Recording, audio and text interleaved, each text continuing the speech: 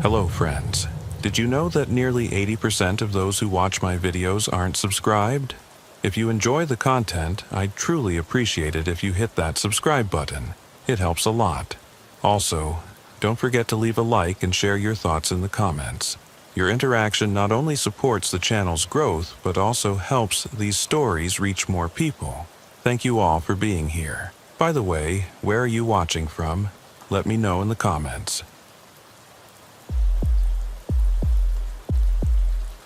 Officer Amanda Clark was reaching for her third cup of coffee when the emergency alert pierced the relative quiet of the Portland Police Bureau's East Precinct. It was 3:47 a.m. on a fog-shrouded Tuesday in October 2019, and the city seemed wrapped in an unnatural stillness that made even veteran officers uneasy. "We've got a 10:54 at the Hawthorne Bridge," dispatch crackled through the radio. Possible jumper, but the pause stretched longer than protocol allowed. "Units on scene are requesting immediate backup. Something's not right about this one."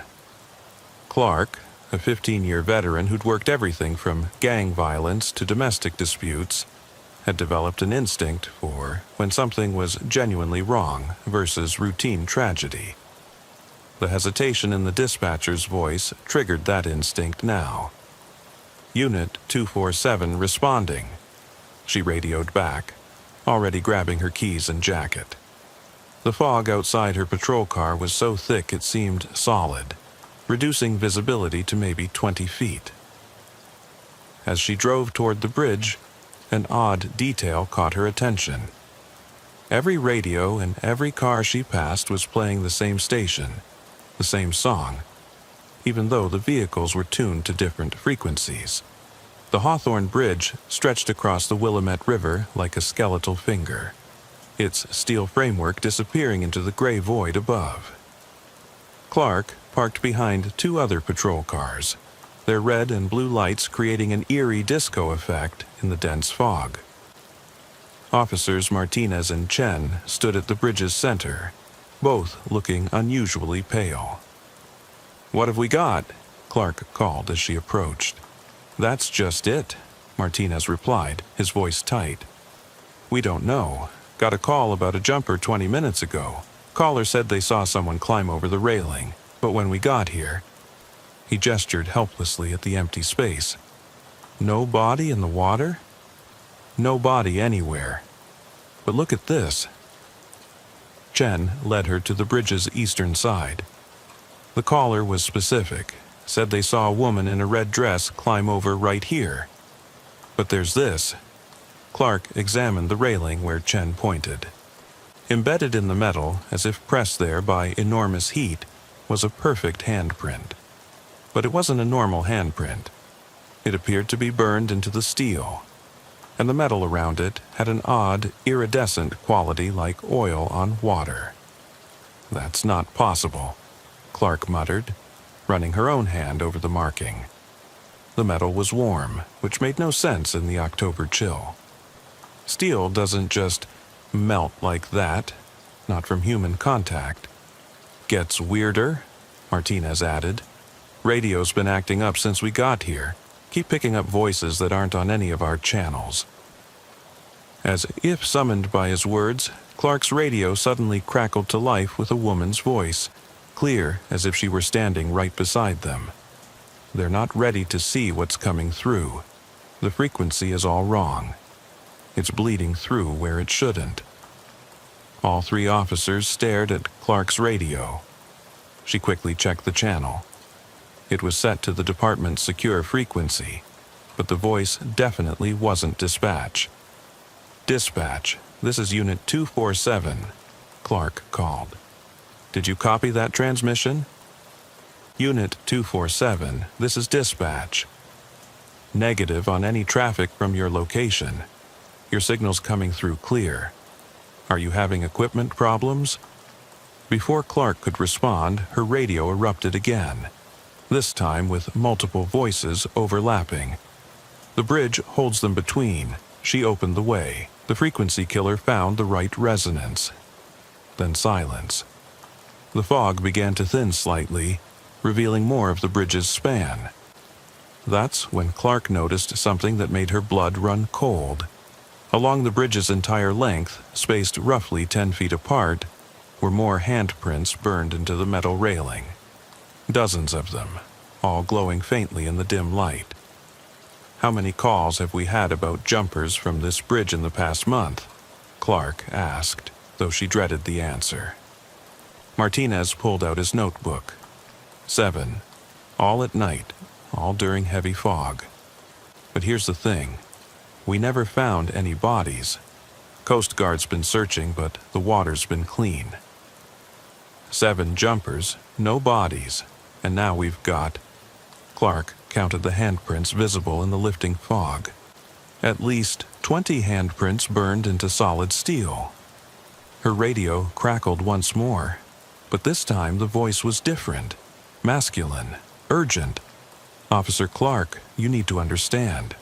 They're not jumping, they're being called through. The frequency creates a bridge between dimensions and she's learning to tune it perfectly. Tonight's just a test run." Clark felt ice in her veins.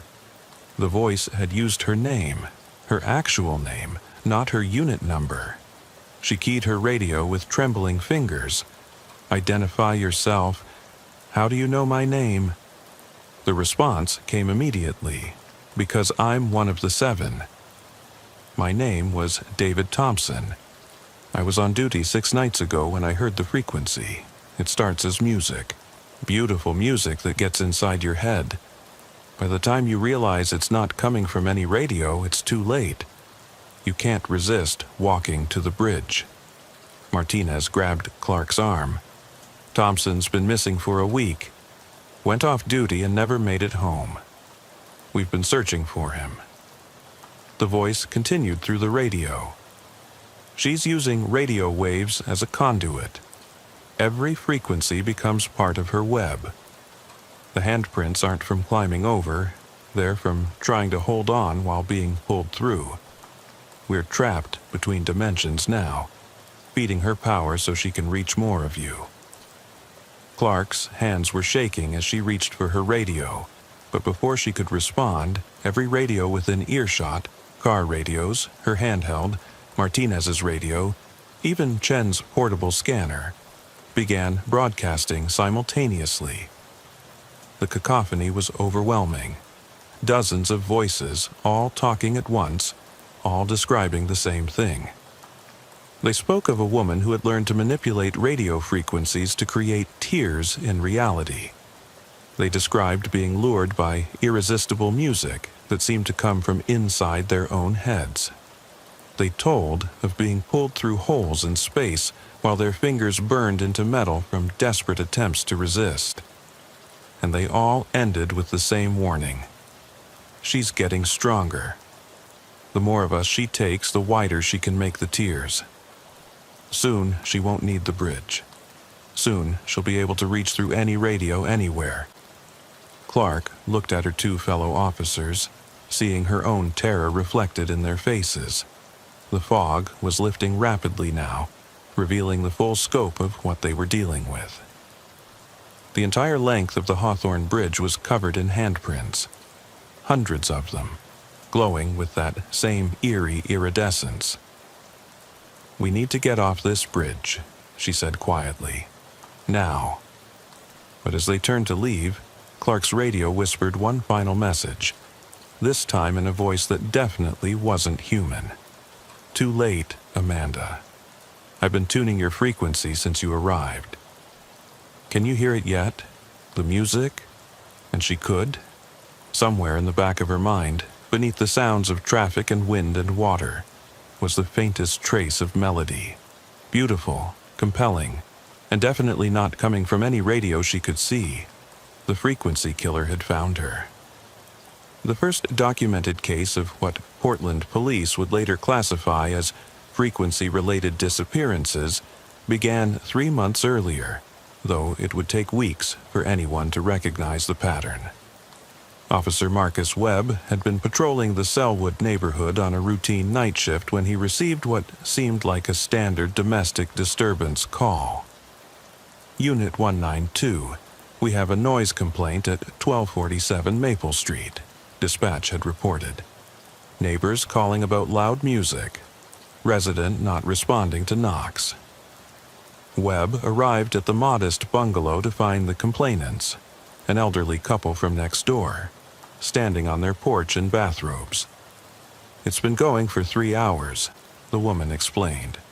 Same song, over and over. We've knocked, rang the doorbell, even threw pebbles at the windows. Sarah's car is there, but she won't answer. The music was indeed loud, and Webb could hear it clearly from the street.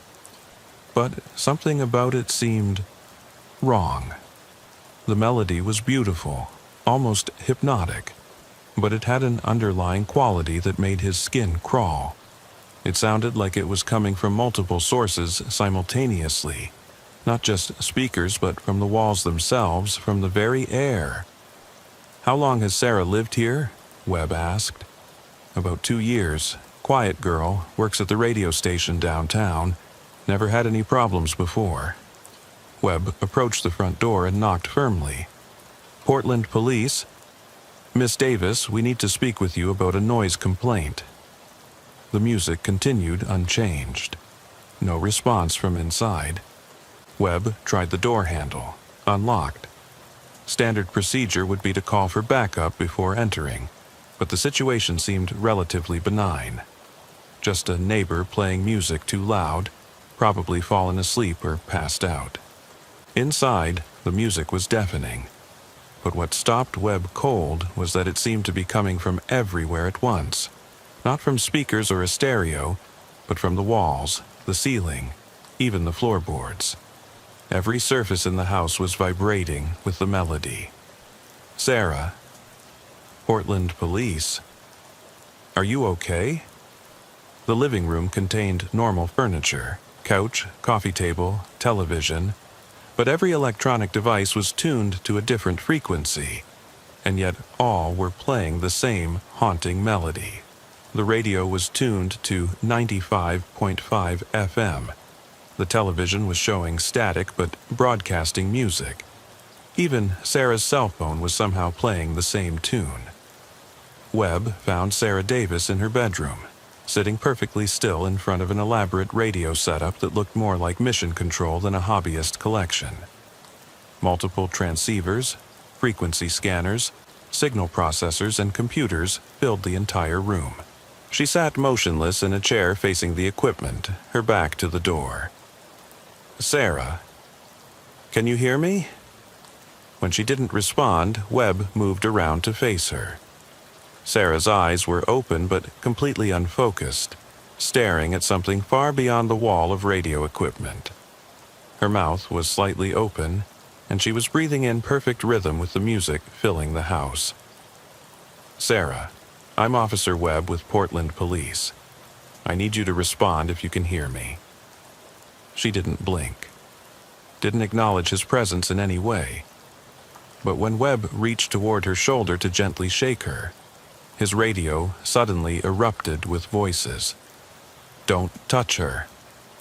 The warning came through his handheld, but it wasn't dispatch. "Officer Webb, step away from her immediately. She's tuned into something that isn't supposed to exist." Webb jerked his hand back and keyed his radio. "Dispatch, did you copy that transmission?"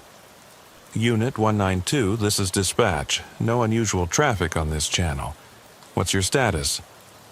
Before Webb could respond, his radio crackled again. "She's been pulling frequencies from beyond normal space. Every signal that passes through this house gets contaminated. If you touch her while she's connected, you'll become part of the bridge." Webb looked more carefully at Sarah's radio setup.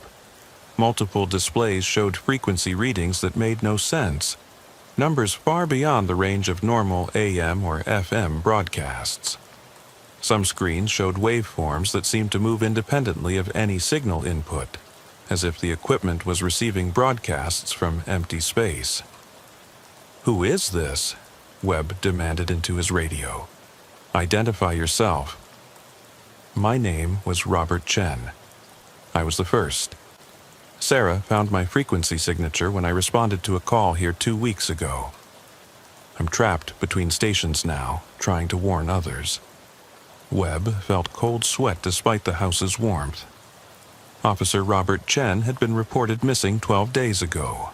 His patrol car had been found parked outside this same address, but there had been no sign of him. The department had assumed he'd abandoned his post, possibly fled the state due to personal problems. Chen's been missing for almost 2 weeks, Webb said into his radio. I know. Sarah's been using my signal as an anchor point, learning to reach further into the frequency spectrum.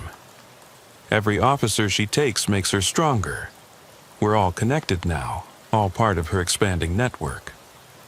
The music in the house began to change, becoming more complex, more layered. Webb realized that what he'd initially thought was one song was actually multiple melodies playing simultaneously, weaving together in impossible harmonies. What does she want? Webb asked. She discovered frequencies that exist between the normal spectrum, spaces where signals shouldn't be able to travel, but do. She's learned to tune into them, and now she's using them to pull things through from somewhere else. The missing officers aren't dead, Webb. We're being used as relay stations to amplify her signal. Webb looked at Sarah again. She hadn't moved, but he noticed now that her breathing was perfectly synchronized with the flashing lights on her radio equipment. She had become part of the machine. How do I stop her? You can't, not from here. The only way to break her connection is to destroy the source signal. But she's hidden it somewhere in the city, somewhere she can access multiple radio towers simultaneously. Webb began backing toward the door, but as he moved, every radio in the house suddenly tuned to his voice, broadcasting his location, his frequency, his fear. Sarah had locked onto his signal. Officer Webb. Her voice came through his radio, but her lips didn't move. Thank you for coming. Your frequency signature is exactly what I needed to reach the police communication network. Now I can call all of you, one by one. Webb ran for the door, but the music followed him, seeming to emanate from his own radio now. No matter how far he drove from the house, the melody continued, beautiful and terrifying, worming its way deeper into his consciousness. By morning, Webb's patrol car was found parked outside the radio station where Sarah Davis worked. He was never seen again, but his voice could be heard on police radios throughout Portland, joining the growing chorus of warnings about the frequency killer.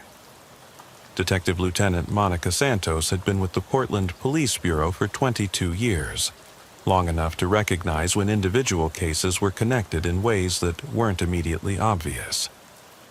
It was Santos who first noticed that all the missing officers had last been seen at locations connected to KPRL 95.5 FM. Sarah Davis worked there as a sound engineer. Officer Chen had responded to a noise complaint at her house. Officer Webb had investigated the same house 2 weeks later. Officer Martinez had been called to the radio station itself for a break-in report that turned out to be false.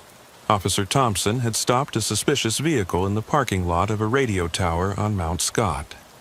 5 missing officers, 5 locations connected to radio signals, and all of their voices now broadcasting warnings through police radios, claiming to be trapped between frequencies. Santos didn't believe in supernatural explanations, but she also didn't ignore patterns that defied conventional investigation. She started with Sarah Davis's employment records and found something interesting. Before Portland, Davis had worked at radio stations in 3 other cities: Phoenix, Denver, and Spokane. Each city had reported similar patterns of missing police officers before Davis left for her next job. In Phoenix, 6 officers had vanished over a 3-month period. All had been investigating incidents connected to the radio station where Davis worked. Their patrol cars were found abandoned, but the officers were never located. Denver, 4 officers, same pattern. Spokane, 3 officers. "We're not dealing with someone who just learned to do this," Santos concluded during a briefing with the remaining night shift officers. Sarah Davis has been perfecting this technique for years, moving from city to city, taking officers and getting stronger each time. Officer Amanda Clark, who had survived her encounter at the Hawthorne Bridge, provided additional details that helped Santos understand the scope of the threat. "She's not just kidnapping officers," Clark explained. "According to the voices on the radio, she's using them as some kind of relay network. Every officer she takes extends her range and her power." Santos pulled up a map of the western United States and marked Davis's previous employment locations. The pattern that emerged was chilling. Each city where Davis had worked had subsequently reported unusual radio phenomena. Dead stations broadcasting mysterious signals, emergency frequencies carrying voices of missing people, and communication systems randomly picking up conversations from empty space. "She's building something," Santos realized. "A network of missing people spread across multiple states, all connected through radio frequencies. But why?" The answer came through Clark's radio during the briefing. "Because she's trying to establish permanent contact with something that exists between frequencies." Thompson's voice crackled through the speaker. "We can see it from here, shapes moving in the static. Intelligence trying to communicate through the gaps in normal space. She's creating a bridge." Santos grabbed the radio from Clark. "Thompson, this is Lieutenant Santos. What kind of intelligence? What's trying to communicate?" "Something that needs specific frequency combinations to manifest in our reality." Sarah discovered these beings accidentally while experimenting with signal processing equipment. They promised her power in exchange for helping them cross over. Cross over from where? From the spaces between radio stations. The frequencies that exist but nobody uses because they're supposed to be empty. Except they're not empty, Lieutenant. They're full of things that have been waiting for someone to tune them in. Santos felt the pieces clicking together. How many officers does she need for her network? We don't know, but she told us she's close. Portland was supposed to be her final collection point.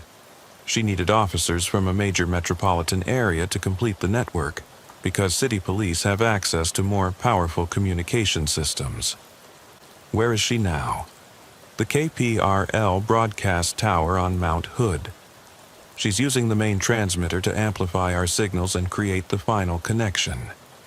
Once she succeeds, the beings from between the frequencies will be able to manifest anywhere there's a radio signal. Santos looked around the briefing room at the remaining officers. How many people do we have left on night shift? 12, Officer Valdez answered. But, Lieutenant, every time we've sent someone to investigate, they've disappeared. How do we stop her without losing more people? The question hung in the air like a death sentence.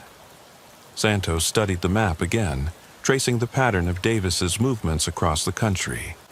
Each city represented dozens of missing people, all of them potentially trapped in whatever space existed between radio frequencies. We can't approach her directly, Santos concluded, but we might be able to disrupt her signal. If she's using the Mount Hood transmitter, then cutting power to that tower should break her connection. Lieutenant, Clark interrupted. My radio's picking up something. They all listened as Sarah Davis's voice came through the speaker, clear and confident. Lieutenant Santos, I know you're planning to cut power to my transmitter, but you don't understand how this works. I don't need the tower anymore. Every radio in Portland is now part of my network. Every police radio, every car stereo, every cell phone. You've all been transmitting on my frequency since this began. Santos looked around the room in growing horror. Every officer was carrying a radio. Every police car outside was equipped with communication equipment. If Davis was telling the truth, then they were all already connected to her network. The beings I serve don't just want to cross over into your reality, Davis continued. They want to replace it, transform it into something that exists primarily in the electromagnetic spectrum, where thought and signal are the same thing. The missing officers are the first phase of this transformation. How long? Santos asked into her radio. It's already beginning. Haven't you noticed that your radios work in places where they shouldn't? That you're picking up signals from frequencies that don't exist? The boundary between realities is dissolving, Lieutenant. Soon, there won't be a difference between the space you occupy and the space between radio stations. Santos realized Davis was right. For weeks, officers had been reporting radio communications in areas with no towers, signals coming through in underground parking garages, even digital readouts showing impossible frequency numbers. They had assumed it was equipment malfunction, but it was actually reality itself becoming unstable. "What do you want from us?" Santos demanded. "Nothing anymore. You've already given me everything I needed. Every time you used your radios to investigate these incidents, you strengthened my network. Every time you tried to communicate with the missing officers, you fed more signal into my system. You helped me build the bridge without realizing it." The lights in the briefing room began to flicker, and Santos noticed that the radio equipment was displaying frequency readings that defied physics. Numbers that shouldn't exist. Signals coming from directions that had no meaning in three-dimensional space. "It's starting," Thompson's voice crackled through every radio in the room simultaneously. "We can see them coming through the static. They're not exactly hostile, but they don't understand human consciousness. To them, we're just interference that needs to be tuned out." Santos looked at her remaining officers and made a decision that would haunt her for the rest of her life. "Everyone, turn off your radios, remove the batteries, now." But as the officers began shutting down their equipment, they realized the signals weren't stopping. The voices continued, the music kept playing, and the impossible frequency readings remained on every screen. The radio signals were no longer coming from devices. They were coming from the air itself, from the walls, from the very molecules around them. Portland had become one giant radio receiver, and Sarah Davis had finally tuned it to the frequency of something that existed between worlds. The transformation of reality had begun.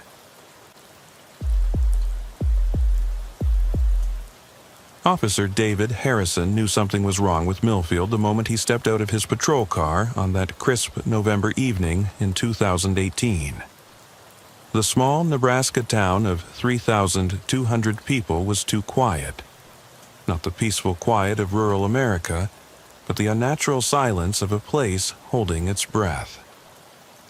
Harrison had been called to Millfield to assist with what the local sheriff described as a series of unusual incidents. The drive from Lincoln had taken him through endless cornfields now harvested and bare, leaving the landscape looking skeletal in the fading light. But it wasn't until he reached the town limits that he noticed something that made his skin crawl. Every street was empty. Every house was dark, except for the glow of television screens and windows. And every person he glimpsed through those windows was sitting motionless, staring at their screens with the blank intensity of mannequins. Sheriff Tom Bradley met Harrison at the town's only diner, a place called Mel's that should have been busy during the dinner hour, but stood completely empty except for the two officers. Bradley was a 20-year veteran who looked like he hadn't slept in days. "Appreciate you coming out," Bradley said, his voice hoarse. "Lincoln said you had experience with unusual cases." Harrison had indeed worked several cases that defied conventional explanation, though he'd never put it quite that way in his reports. "What kind of unusual are we talking about?" Bradley led him to a back booth and spread out a collection of photographs and police reports. started about 6 weeks ago. People began reporting that they were losing time, hours, sometimes entire days. They'd go to sleep on Tuesday and wake up on Thursday with no memory of Wednesday. Drugs, alcohol, mental health issues? That's what I thought initially. But it's affecting everyone, Officer Harrison. Everyone. Old folks, teenagers, people who've never touched a drop of alcohol in their lives. And it's getting worse. Harrison studied the photographs. They showed ordinary scenes. People at the grocery store, walking down Main Street, sitting in their cars. But something was off about the images. The people all had the same expression. Vacant, distant, as if they were sleepwalking with their eyes open. These photos were taken last week. But here's the thing. I don't remember taking them. Neither does Deputy Martinez, who's supposedly the photographer according to the timestamps. We found them on our department's computer, but neither of us has any recollection of conducting surveillance. Harrison felt a familiar chill. In his experience, when police officers started losing time, something much more serious was happening than simple memory problems. How many people are affected? Near as I can tell, everyone in town except me and Martinez. And even we're starting to have episodes. Yesterday I found myself standing in the middle of the corn maze outside of town with no memory of how I got there. I was supposed to be doing paperwork at the station. Corn maze? Yeah, that's another thing. The Hendricks family has run a corn maze every October for 15 years. Simple tourist attraction, brings in some revenue during harvest season. But this year, people keep going in and coming out. Different. Bradley showed Harrison a map of the maze, which covered nearly 20 acres of formerly productive farmland. What should have been a simple pattern of paths cut through corn stalks was instead a complex geometric design that hurt to look at directly. The design changed, Bradley explained. The Hendricks swear they cut the same pattern they've used for years, but satellite images show something completely different. And people who go through it, they come out calm, peaceful, and missing chunks of their memory. Harrison studied the aerial photograph of the maze. The pattern was hypnotic and somehow wrong, like looking at an optical illusion that made his brain itch. Anyone talk to the family about this?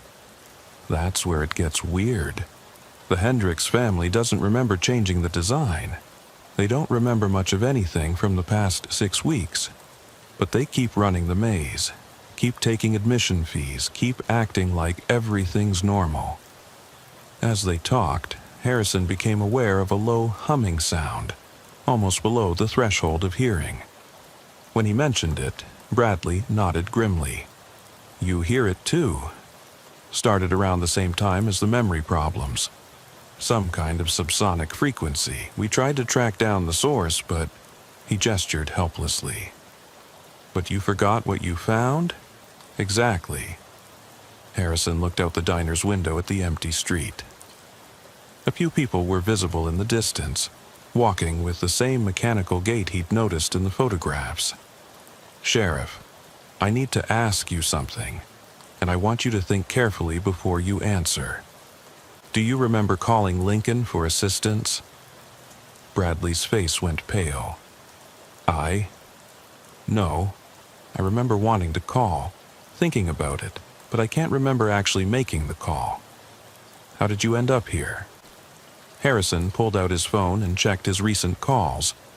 According to his log, he'd received a call from the Millfield Sheriff's Department 3 hours ago. But when he tried to access the voicemail, he found only static.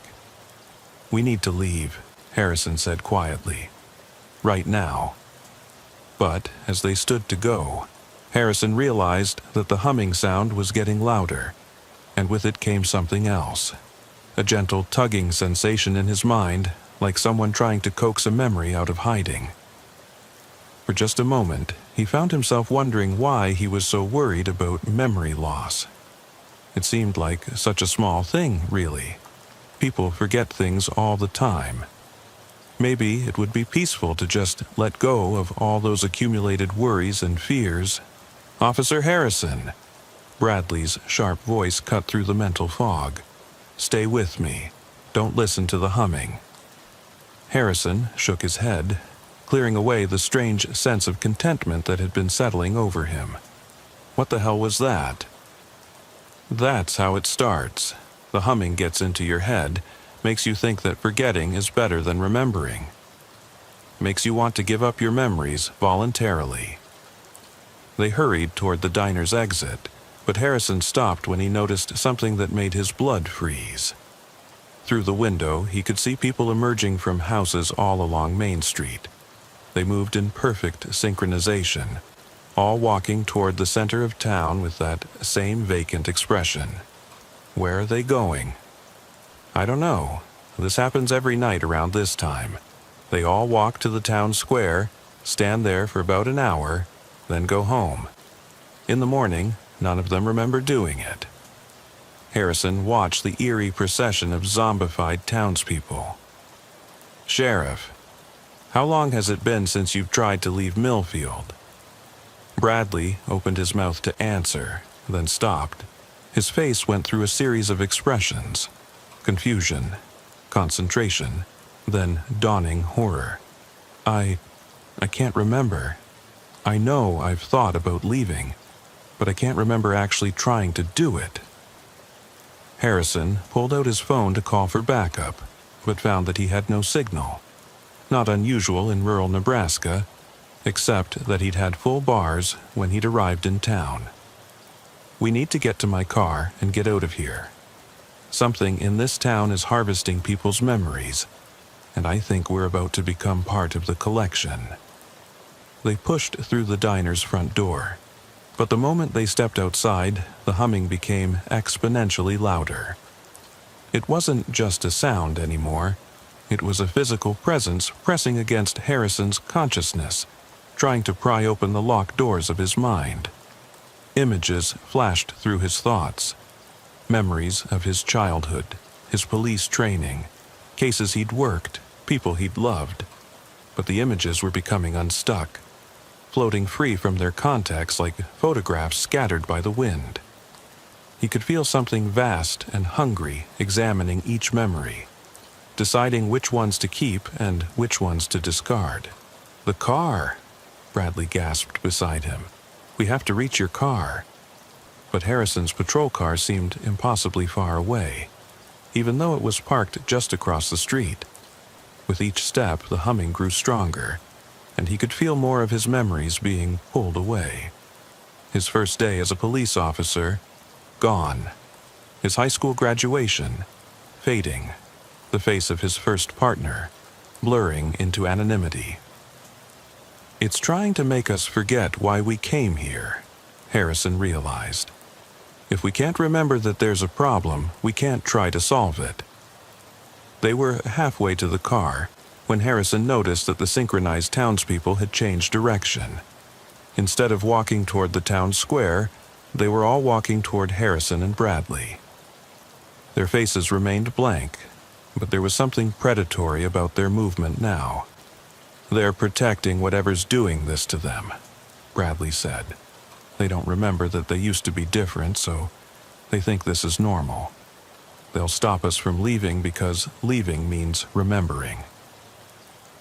The crowd of memory-drained residents was closing in from all directions. Harrison fumbled for his keys, but found that he couldn't quite remember how to use them. The humming had grown so loud it felt like his skull might crack, and with it came a terrible understanding. He wasn't going to escape Millfield. In a few more minutes, he would forget why he'd wanted to leave in the first place. He would join the peaceful procession of people who had surrendered their pasts in exchange for an eternal, thoughtless present.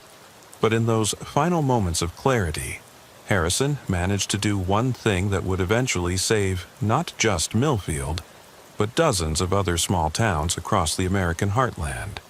He activated his body camera and began recording a message. Not for backup, not for his superiors, but for himself.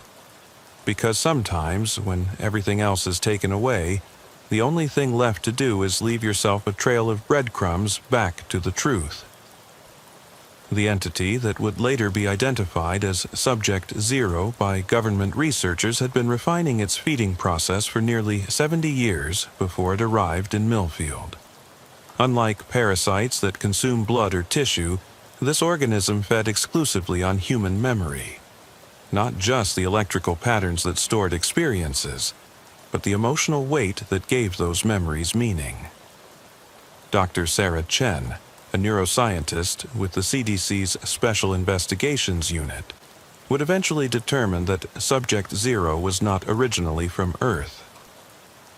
Her analysis of tissue samples recovered from Millfield suggested an organism that had evolved in an environment where consciousness existed independently of physical matter, a place where thoughts and memories had substance and could be consumed like nutrients. But that discovery would come later, after the full scope of the crisis became clear. In November 2018, Officer David Harrison's body camera footage was the first concrete evidence that something unprecedented was happening in rural Nebraska. The footage shows Harrison's final minutes of coherent thought as the memory-draining entity attempted to process him.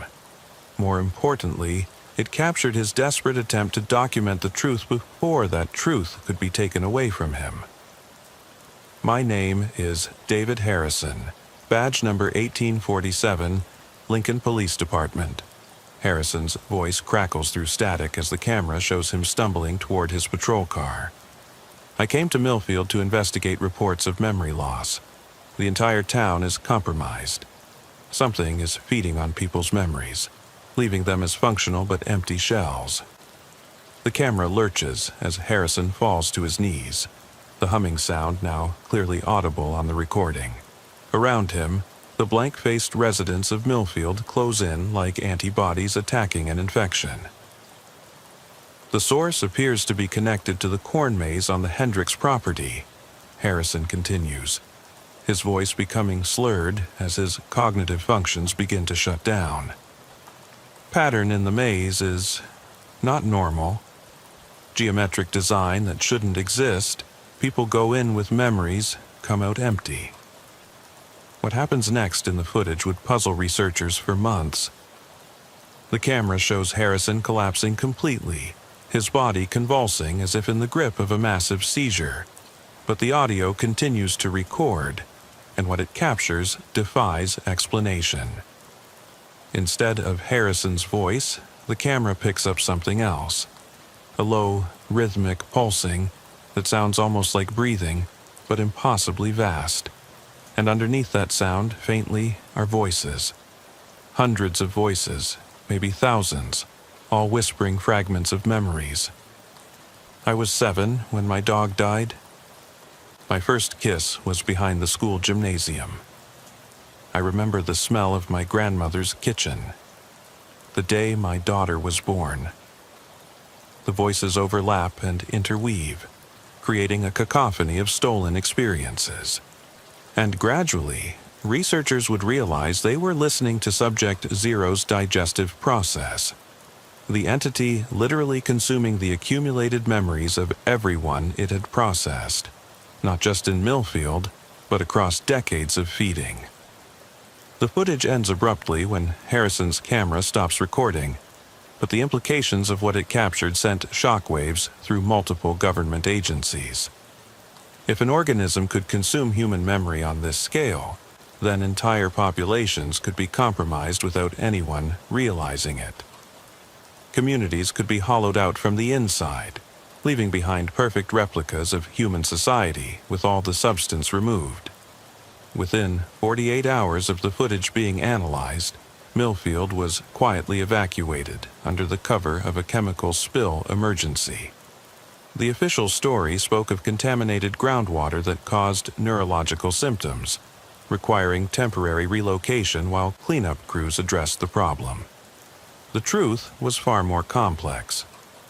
A joint task force of military, scientific, and law enforcement personnel descended on the town with one primary objective: understand how Subject Zero operated and determine if it could be destroyed without killing the people whose memories it had consumed. Dr. Chen led the research team that explored the Hendrix corn maze. What they found challenged every assumption about how consciousness and memory functioned. The maze wasn't simply cut into corn stalks. It was a three-dimensional structure that extended both above and below ground level. Beneath the surface, a network of tunnels had been excavated in a pattern that matched the aerial view of the maze exactly. But these tunnels predated human settlement in the area by centuries. Carbon dating of organic material found in the tunnel wall suggested the structure was at least 800 years old, possibly much older. More disturbing was the discovery that the tunnel system extended far beyond the boundaries of the Hendrix property, connecting to similar structures beneath other towns throughout Nebraska, Iowa, and Kansas. "It's like a subway system," Dr. Chen reported to the task force commander. "But instead of transporting people, it's designed to transport something else. Something that needs specific geometric patterns to move efficiently." Ground-penetrating radar revealed that the tunnel networks formed vast geometric patterns when viewed from above. Patterns that matched designs found in crop circles, ancient petroglyphs, and mathematical equations describing multidimensional space. Subject Zero wasn't just a predator that had stumbled upon Earth. It was part of an ancient system that had been harvesting human consciousness for centuries. The breakthrough in understanding came when Dr. Chen's team discovered that the stolen memories weren't simply consumed. They were being stored. Deep beneath the center of each maze was a chamber filled with what could only be described as organic computer banks. Massive growths that resembled brain coral, but pulsed with electrical activity that matched human neural patterns. "It's keeping them," Dr. Chen whispered into her radio as she explored the chamber beneath Millfield. "Every memory it takes is being preserved in these storage organs. The people aren't losing their memories permanently. They're being copied and archived. But for what purpose?" The answer came from an unexpected source, Officer David Harrison himself. 3 days after his disappearance, Harrison walked into the task force command center outside Millfield, apparently unharmed, but with no memory of the past week. His body camera was still recording. During debriefing, Harrison displayed all the symptoms of the other Millfield residents: peaceful demeanor, gaps in memory, and an unsettling lack of curiosity about his missing time. But his body camera had continued recording throughout his captivity, providing an unprecedented view of Subject Zero's operation. The footage showed Harrison being taken into the underground chamber, where he was connected to the organic storage system through tendrils that attached to his skull. But instead of simply draining his memories, the entity appeared to be downloading them while simultaneously uploading something else. "It's not just taking memories," Dr. Chen realized as she analyzed the footage. "It's replacing them with its own consciousness, creating a backup copy of itself in every person it processes." The implications were staggering. Subject Zero wasn't just feeding on human memory. It was creating an army of sleeper agents, each carrying a fragment of its consciousness that could be activated when needed. The peaceful, empty-eyed residents of Millfield weren't victims. They were incubators for an alien intelligence that was slowly replacing humanity from within. The entity's ultimate goal became clear when researchers accessed its organic computer network. The stored memories weren't random. They were specifically selected for their emotional intensity and social connections. Subject Zero was mapping human relationships, learning how to mimic love, fear, loyalty, and trust. It was preparing to perfectly impersonate key individuals in positions of power and influence. The memory banks contained detailed profiles of politicians, military officers, scientists, and law enforcement officials from across the country. Subject Zero had been studying humanity for decades, preparing for a takeover that would be so subtle that no one would realize it was happening until it was too late. But Dr. Chen also discovered something that gave her hope. The entity's storage system was vulnerable. Because it had evolved in an environment where consciousness existed independently of physical matter, Subject Zero couldn't fully understand the difference between original memories and copies. It treated both as equally real, which meant it couldn't distinguish between genuine human consciousness and artificial constructs. Working with military cyber warfare specialists, Dr. Chen developed a plan to inject false memories into Subject Zero's network. Memories that would convince the entity that it had already achieved its goals and could safely return to its home dimension. The plan was dangerous, requiring volunteers to allow themselves to be processed by the entity while carrying carefully crafted false memories. Officer David Harrison volunteered to be the primary carrier, despite having no memory of why he'd originally come to Millfield. "I may not remember what I'm fighting for," he told Dr. Chen, "but my body camera does. And according to that footage, I was trying to save people. That seems like something worth continuing." The final confrontation took place in the underground chamber, where Harrison allowed himself to be connected to Subject Zero's network one more time. As the entity began downloading his memories, it also absorbed the false experiences that Dr. Chen's team had implanted. Memories of successfully replacing key government officials, of establishing control over major population centers, of completing its mission and receiving orders to return home. Subject Zero, convinced that it had achieved total victory, began the process of withdrawing from Earth. The tunnel networks collapsed as the entity pulled its consciousness back through dimensional barriers. The organic storage banks withered and died, releasing the accumulated memories of thousands of victims back to their original owners. For the residents of Millfield and dozens of other affected communities, the return of their memories was traumatic but complete. They remembered everything that had been taken from them, including their time as unwilling hosts for an alien intelligence. The psychological impact would require years of therapy and support. Officer Harrison recovered his full memory of the investigation, but also retained some residual connection to Subject Zero's network. He could sense when new memory-feeding entities arrived on Earth, making him an invaluable early warning system for future incursions. The Millfield incident remained classified, but its impact on law enforcement was profound. Police departments across the country began training officers to recognize signs of memory manipulation and mass consciousness alteration. The official explanation spoke of chemical contamination that caused temporary neurological symptoms, but those with security clearance knew the truth. Humanity had faced its first attempt at cognitive colonization and barely survived. The entities that existed between dimensions had taken notice of Earth's consciousness-rich environment, and they would certainly try again. The only question was whether human society would be ready for the next invasion of the mind. As for the corn mazes that had served as Subject Zero's access points, they were quietly destroyed and the land converted to other uses.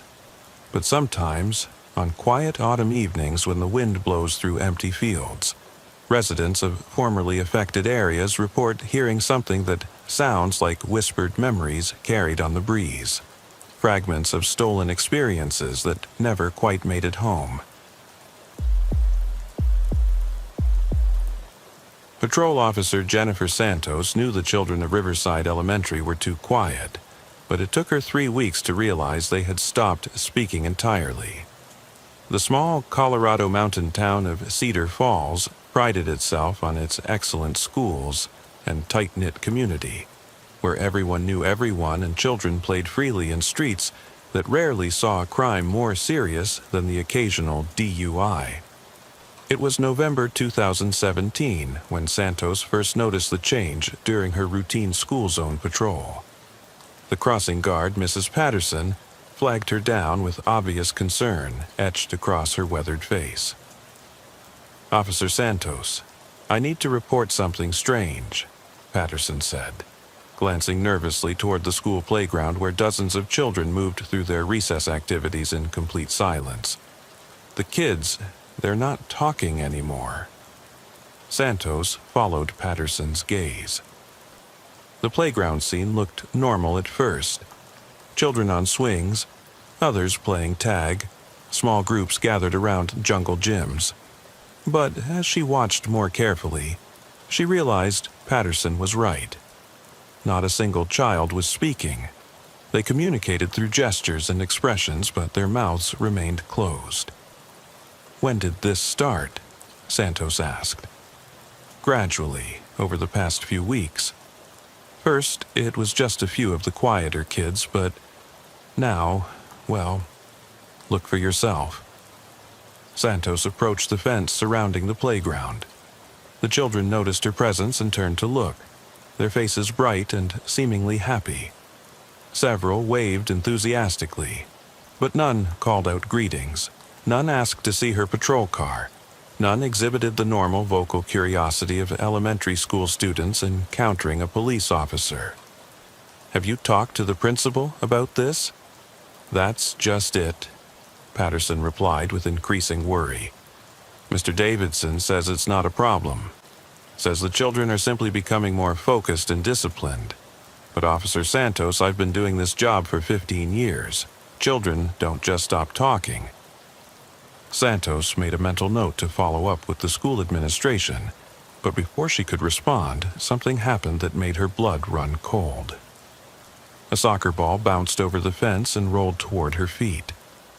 In any normal situation, the child who had kicked it would have called out, "Sorry," or "Can you throw it back?" or at least made some sound of acknowledgement. Instead, the boy who had lost the ball simply walked to the fence and pointed at the ball, then pointed back toward the playground. When Santos picked up the ball and prepared to toss it back, the boy opened his mouth as if to say, "Thank you," but no sound came out. His lips moved, forming the words, but it was as if his voice had been stolen. The child didn't seem distressed by this inability to speak. If anything, he appeared calm and content, offering Santos a bright smile before returning to his game. But Santos noticed something else that made her skin crawl.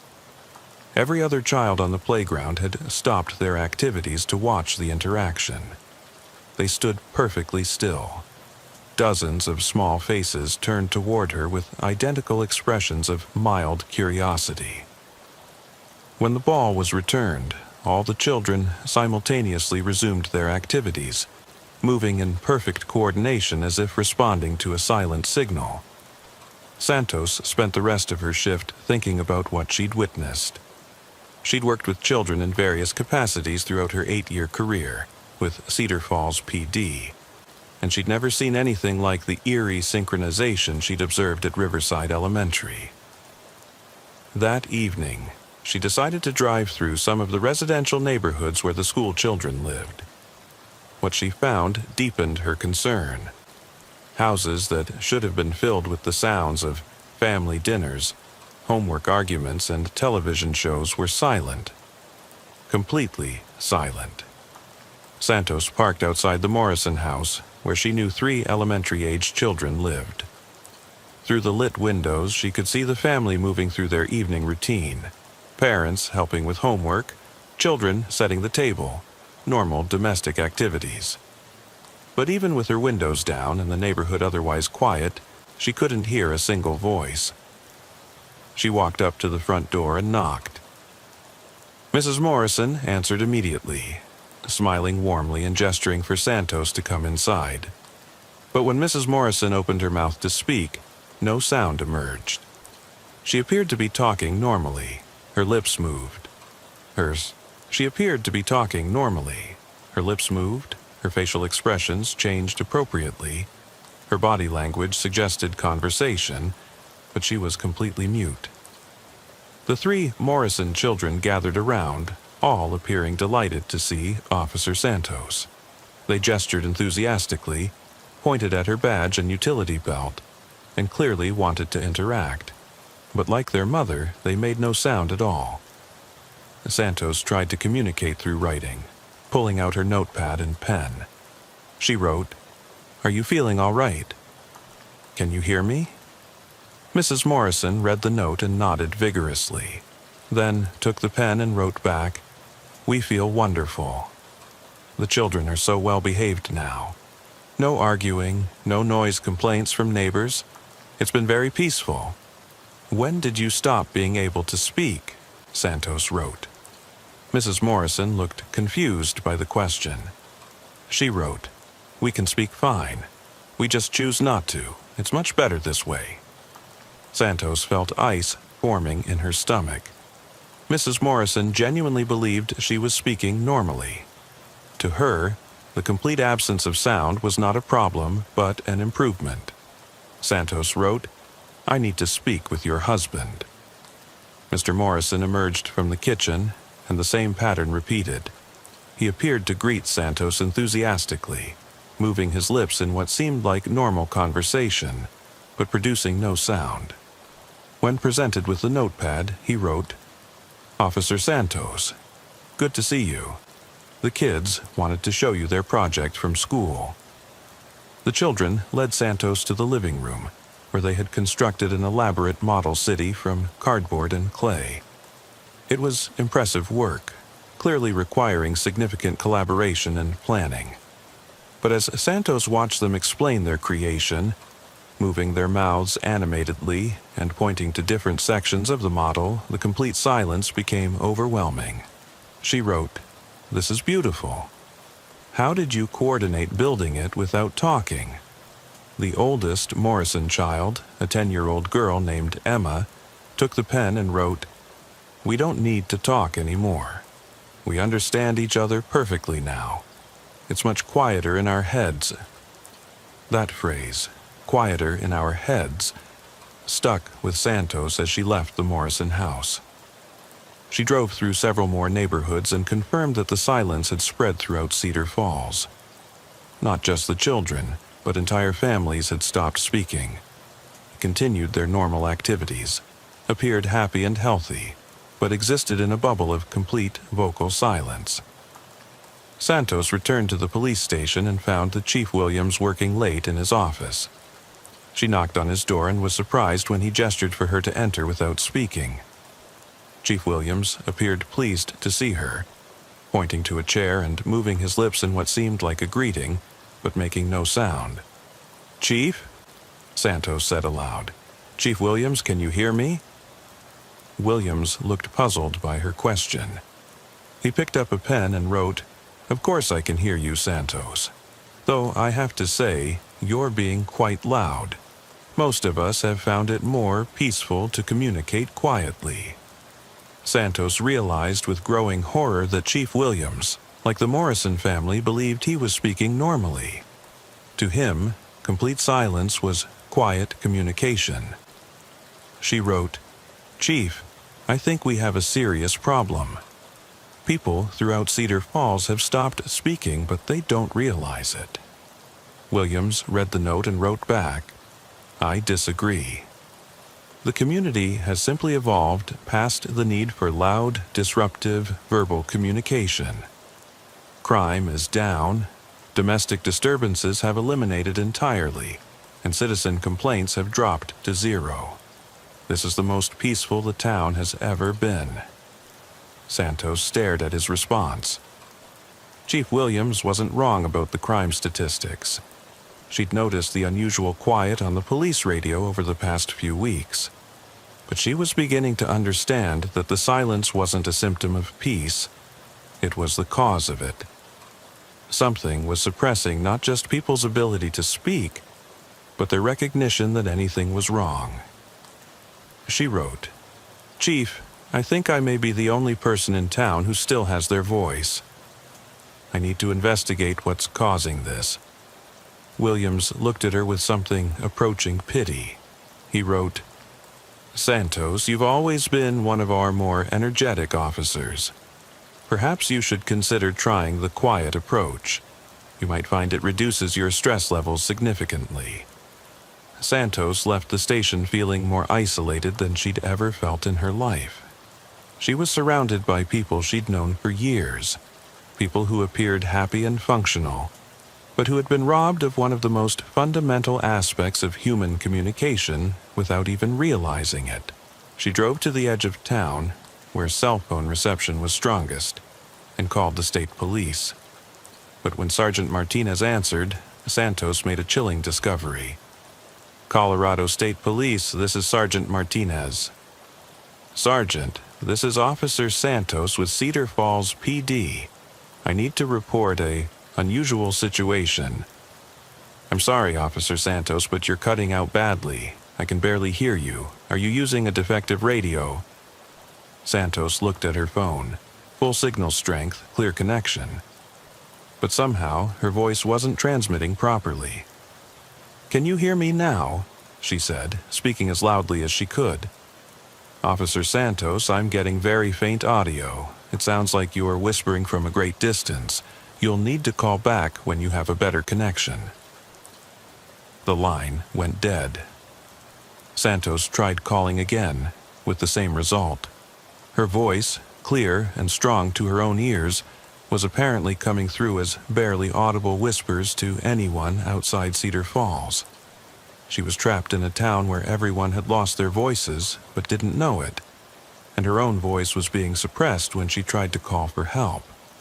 Whatever was causing the silence was also preventing her from reporting it to outside authorities. Santos drove back into town, her mind racing through possible explanations. Chemical contamination that affected vocal cords? Some kind of mass psychosis? A neurological virus that disrupted speech centers in the brain? But none of those theories explained why people didn't realize they couldn't speak, or why they seemed genuinely happier in their silent state. As she passed Riverside Elementary again, Santos noticed that lights were on in the building despite the late hour. She parked and tried the front door, finding it unlocked. Inside, she could hear the sound of construction. Hammering, drilling, the movement of heavy objects. Following the noise, she found herself in the school's basement, where a renovation project appeared to be underway. But this wasn't normal construction. The basement was being converted into something that looked more like a laboratory or medical facility. Strange equipment lined the walls, and geometric patterns had been painted on the floor in what appeared to be phosphorescent paint. Working on the project were several adults she recognized from around town, including Principal Davidson and Mrs. Patterson, the crossing guard who had first expressed concern about the silent children. They worked in perfect coordination, communicating through gestures and facial expressions but making no sound at all. When they noticed Santos, they all stopped working and turned toward her with identical expressions of mild surprise. Principal Davidson approached, smiling warmly, and gestured for her to follow him deeper into the basement. In the back corner of the renovation area, Santos found something that made her understand the true scope of what was happening in Cedar Falls. A large tank filled with what appeared to be water, but which moved with an oily, iridescent quality that suggested it wasn't water at all. Suspended in the liquid was something organic, a mass of tissue that pulsed rhythmically and seemed to be connected to the building's electrical system through a network of cables. Principal Davidson pointed proudly at the tank and moved his lips in what was clearly an explanation of the project. His face showed enthusiasm and satisfaction as he gestured toward the organic mass. But of course, Santos couldn't hear a word he was saying. She pulled out her notepad and wrote, "What is that thing?" Davidson took the pen and wrote, "It's beautiful, isn't it? We found it 6 weeks ago when we were installing new plumbing. It had been waiting down here for someone to discover it. It teaches us how to communicate without all the noise and chaos of the voices. Where did it come from? We don't know, but it doesn't matter. What matters is how much better everything is now. No more arguments, no more loud children disrupting classes, no more family fights keeping neighbors awake. Perfect peace." Santos stared at the pulsing mass in the tank. It was definitely alive, and somehow it was responsible for the silence that had consumed Cedar Falls. But unlike the supernatural entities she'd read about in case files from other jurisdictions, this thing didn't seem malevolent. If anything, it appeared to be offering the town exactly what Davidson described: perfect peace through the elimination of vocal communication. She wrote, "Principal Davidson, don't you miss being able to talk? Don't you miss hearing your students' voices?" Davidson considered the question seriously, then wrote, "At first, yes. But now I realize how much noise and conflict comes from speaking. The children are learning faster now that they're not distracted by chatter. Families are closer because they have to really pay attention to each other's nonverbal communication. It's an improvement." Santos looked around at the other adults working on the basement project. They all appeared content, focused, and cooperative. There was no denying that they seemed genuinely happier than she'd ever seen them. But she also realized that something fundamental was being lost.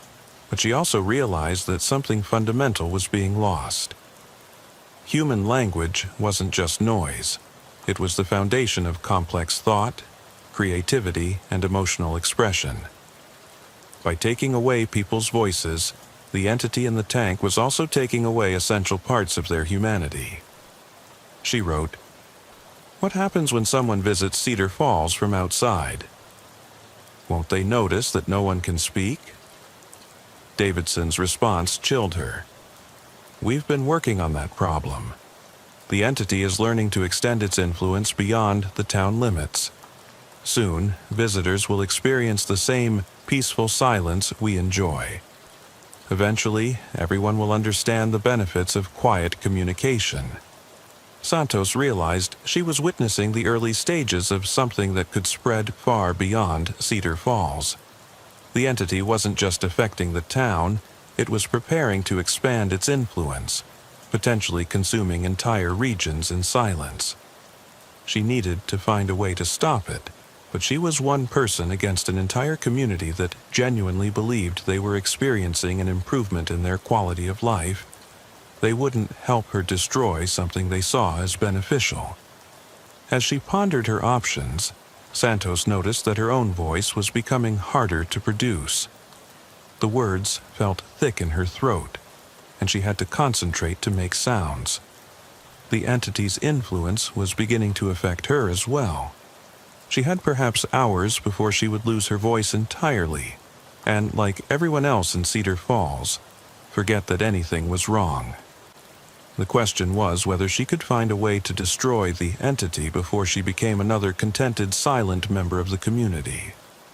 But as Santos looked at the peaceful faces of the adults working around her, she found herself wondering, was she trying to save Cedar Falls, or was she trying to destroy something that had genuinely made people happier? The entity pulsed gently in its tank, and for just a moment Santos thought she could hear something. Not a voice, but a feeling transmitted directly into her mind. It felt like contentment, like the deep satisfaction of finally being free from noise and chaos and conflict. Maybe, she thought, just maybe, silence really was better. Officer Jennifer Santos had been thinking in progressively shorter sentences for the past hour, and she was beginning to understand why. The entity in the basement of Riverside Elementary wasn't just stealing voices. It was rewiring the neural pathways that connected thought to language. As people lost their ability to speak, they also gradually lost their ability to think in words. The realization came to her as she watched Principal Davidson and the other adults working on the basement project. Their movements were becoming more fluid, more coordinated, but also less individually purposeful. They were starting to function more like parts of a single organism than like separate people making individual decisions. Santos forced herself to think in complete sentences, using her internal voice to maintain the mental structures that the entity was trying to dissolve. She wrote in her notepad, How long before people lose the ability to think in language entirely? Davidson read her question and paused in his work. When he wrote his response, Santos noticed that his handwriting was simpler than it had been earlier, his vocabulary more limited. Thinking in words is noisy. Better to think in feelings and pictures, cleaner, peaceful. Santos understood now why Chief Williams and the Morrison family believed they were still speaking normally. As their ability to process language deteriorated, they were losing the cognitive framework necessary to recognize that they'd lost their voices. The entity wasn't just creating physical silence, it was creating mental silence, a state where the concept of vocal communication gradually became meaningless. But there was something else happening that Santos found even more disturbing. As she watched the adults work, she noticed that they were beginning to anticipate each other's actions in ways that suggested shared consciousness. They reached for tools before their colleagues indicated they needed them, moved to assist with tasks before being asked, and coordinated complex activities without any visible communication at all. The entity wasn't just stealing individual voices, it was building a collective mind. Santos wrote, "Are you sharing thoughts with each other?"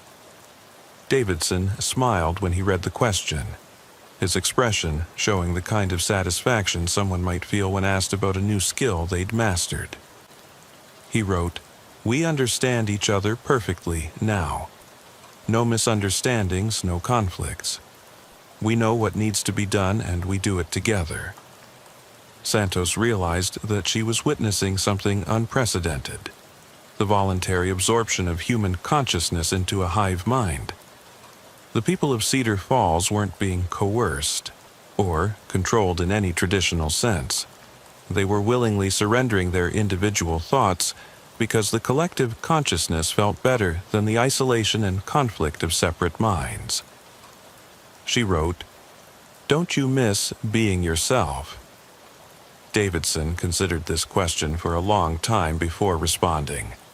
"I am still myself, but I am also part of something larger, like a voice in a choir, more beautiful than singing alone." Santos found herself struggling to maintain her sense of alarm about what was happening. The entity's influence was growing stronger, and she was beginning to feel the appeal of the collective consciousness. Her thoughts were becoming clearer, less cluttered with doubt and anxiety. Her concerns about losing her individuality seemed increasingly trivial compared to the peace and certainty of shared purpose. She forced herself to remember why she'd become a police officer in the first place: to protect people, even from things they might want but which would ultimately harm them. The entity might be offering peace and cooperation, but it was also erasing the diversity of thought and experience that made humanity valuable. Santos wrote, "I need to leave town to report this situation." When Davidson read her note, his expression changed.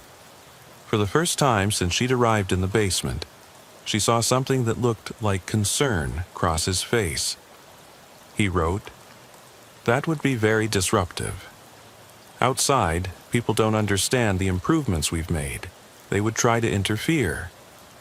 What if I promised not to interfere? What if I just went home and forgot about this?" "You can't forget about this," Davidson wrote. "You've seen too much, but that's okay. You'll understand soon. The quiet is already beginning to work on you." Santos realized he was right. Her internal monologue, which she'd been fighting to maintain, was becoming more difficult to sustain. Her thoughts were increasingly composed of images and emotions rather than words, and she had to admit it felt good.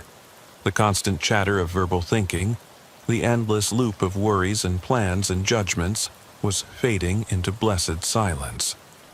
She looked at the entity pulsing in its tank and felt a moment of genuine gratitude. It wasn't malevolent. It was offering humanity something it didn't even know it wanted: freedom from the noise of individual consciousness, the burden of separate thought, the loneliness of being trapped inside a single mind. But as Santos felt herself beginning to surrender to the collective consciousness, a fragment of her police training kicked in.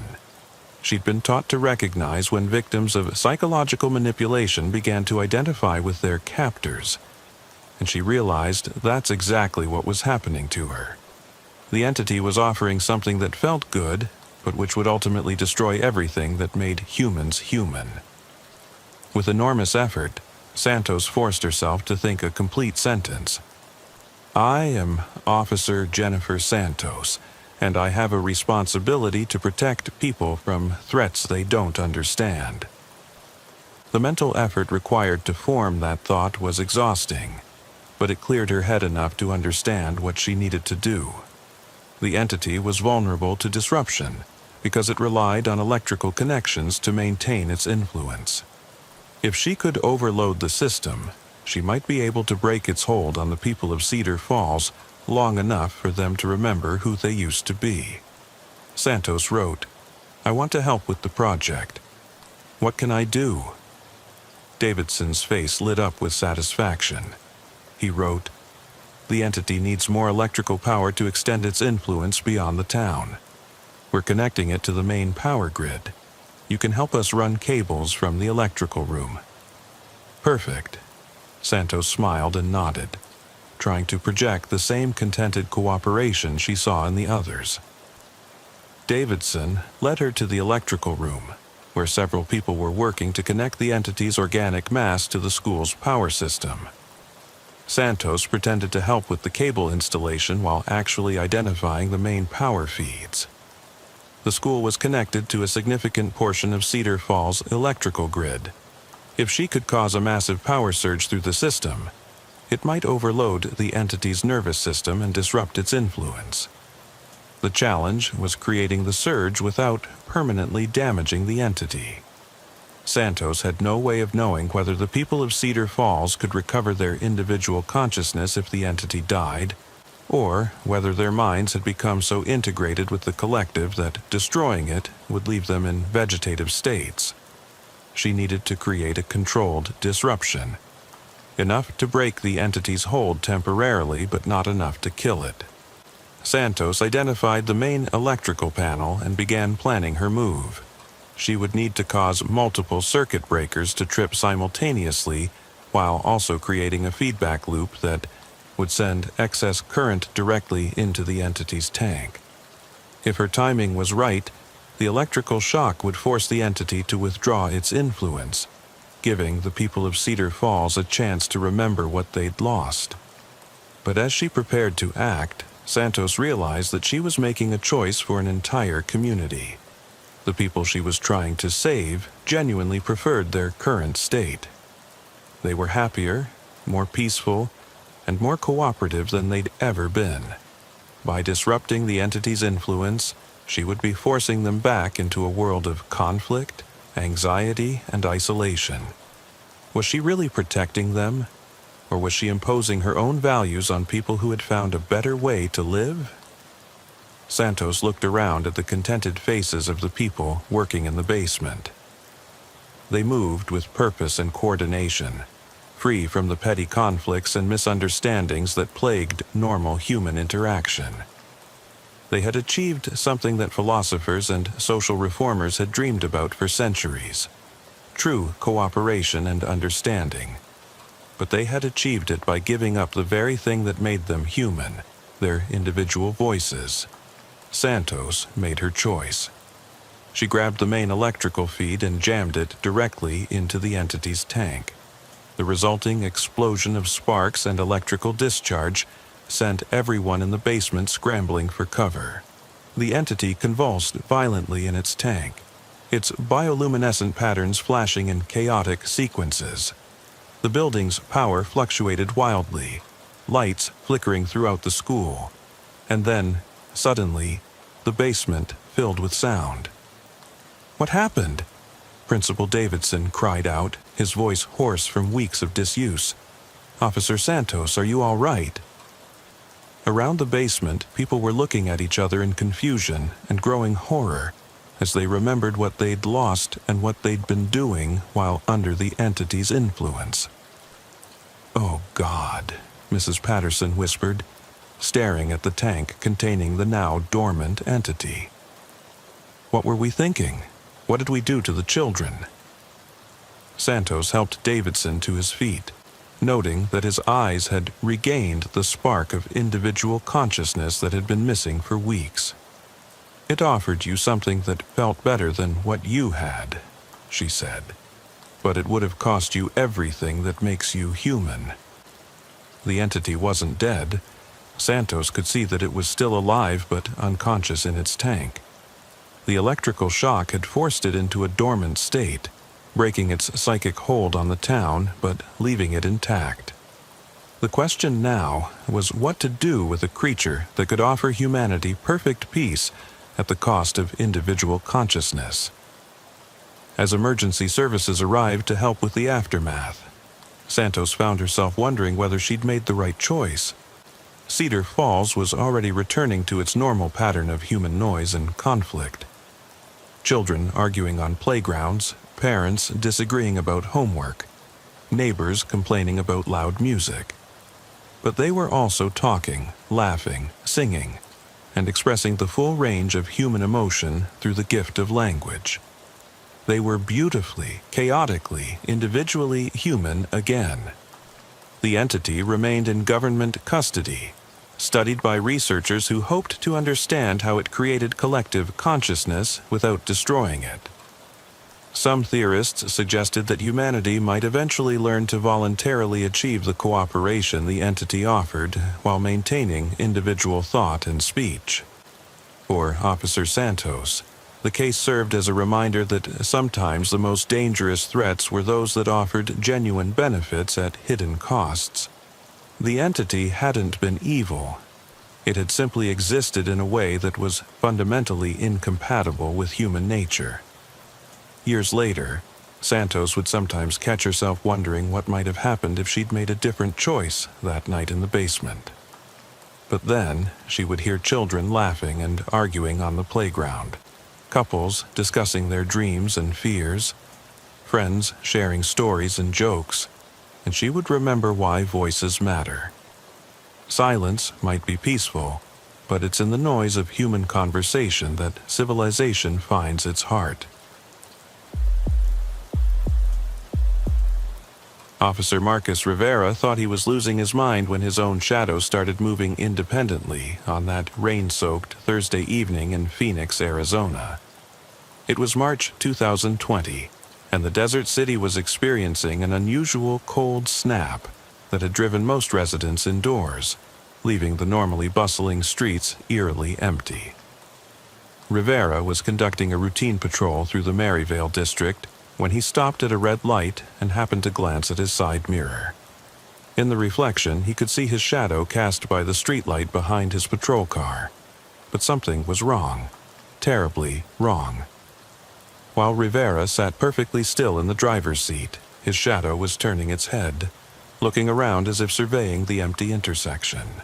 Rivera jerked his head around to look directly at the pavement, but from this angle, he could only see the normal shadow of his patrol car.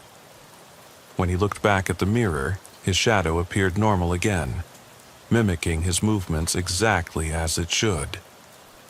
"Jesus," he muttered, running a hand through his hair. "I need more sleep." But as Rivera drove through his patrol route that night, he became increasingly aware of his shadow's behavior. In windows, in puddles, in any reflective surface, he could catch glimpses of his shadow acting independently, gesturing, pointing, sometimes appearing to interact with other shadows that belonged to people who weren't there. At first, Rivera convinced himself it was fatigue-induced hallucinations. He'd been working overtime shifts for 3 weeks straight, covering for officers who were out sick. Sleep deprivation could cause visual disturbances, couldn't it? But then he noticed that his shadow wasn't just moving randomly. It was trying to communicate with him. While Rivera was parked outside a convenience store writing a traffic report, he saw his shadow in the store's front window pointing urgently toward an alley across the street. The shadow's gestures were frantic, insistent, as if trying to warn Rivera about something. Against his better judgment, Rivera decided to investigate the alley. What he found there changed everything he thought he knew about reality. 3 bodies were stacked behind a dumpster, partially concealed by tarps and construction debris. All 3 were young women. All appeared to have been killed recently, and all showed signs of a struggle. This was clearly a crime scene, but there was no way Rivera should have known to look here without his shadow's guidance. As Rivera called for backup and secured the scene, he tried to rationalize what had happened. Maybe he'd subconsciously noticed something suspicious about the alley during previous patrols. Maybe his mind had processed clues that his conscious awareness had missed. But deep down, Rivera knew the truth. His shadow had led him to a serial killer's disposal site. Detective Sarah Chen arrived within 20 minutes, along with the crime scene unit. Chen was a 15-year veteran who had worked dozens of homicide cases, and she immediately recognized the signature of what appeared to be an organized serial killer. "How did you know to check this alley?" Chen asked as photographers documented the scene. Rivera hesitated. "I noticed some unusual activity in the area. Thought it was worth investigating." It wasn't exactly a lie, but it wasn't the whole truth either. How could he explain that his shadow had pointed out the location? As the investigation proceeded, Rivera learned that the 3 victims had all disappeared over the past month from different parts of Phoenix. All were in their 20s, all lived alone, and all had last been seen leaving work or social events in the evening hours. What troubled Rivera most was that there had been no missing person reports filed for any of the victims. Their absences had gone unnoticed by family, friends, and employers, as if they had been specifically chosen for their isolation and lack of strong social connections. The investigation hit a wall almost immediately. No witnesses, no surveillance footage, no physical evidence that pointed to a specific suspect. The killer had been methodical and careful, leaving behind bodies but no clues. But Rivera's shadow had other ideas. Over the next week, Rivera's shadow began directing him to other locations throughout Phoenix. An abandoned warehouse where he found evidence of where the victims had been held. A drainage canal where he discovered personal belongings that had been dumped. A parking garage where tire tracks suggested the killer's vehicle. Each discovery advanced the investigation, but also deepened Rivera's confusion about what was happening to him. His shadow seemed to have knowledge that he didn't possess, information about crimes that defied normal police work. Detective Chen began to notice Rivera's uncanny ability to find evidence. "You've got good instincts, Rivera," she said after he led them to the 4th significant clue. "Ever think about applying for detective training?" Rivera appreciated the compliment, but he was becoming increasingly disturbed by his shadow's behavior. It wasn't just helping with the investigation anymore, it was acting independently in ways that suggested it had its own agenda.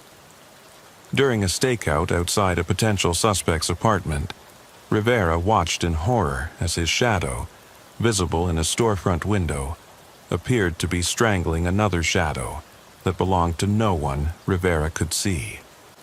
The shadow struggle continued for several minutes before Rivera's shadow finally released its victim and turned toward Rivera with what appeared to be a satisfied gesture. That same night, the investigation's primary suspect was found dead in his apartment, apparently from a heart attack. But the man's shadow, permanently burned into the wall behind where he had been sitting, showed clear signs of strangulation marks around the neck area. Rivera began to understand that his shadow wasn't just observing crimes. It was participating in some parallel version of reality where shadows could interact, fight, and apparently kill each other. The breakthrough in the case came when Rivera's shadow led him to a small house in the suburbs where the serial killer was preparing to claim his next victim. Rivera arrived to find a man named Thomas Garrett in the process of restraining a young woman in his garage. But as Rivera called for backup and moved to arrest Garrett, something extraordinary happened. Garrett's shadow, visible on the garage wall, suddenly broke free from Garrett's body and began attacking Rivera's shadow. The two shadows fought violently while their owners faced each other in the physical world.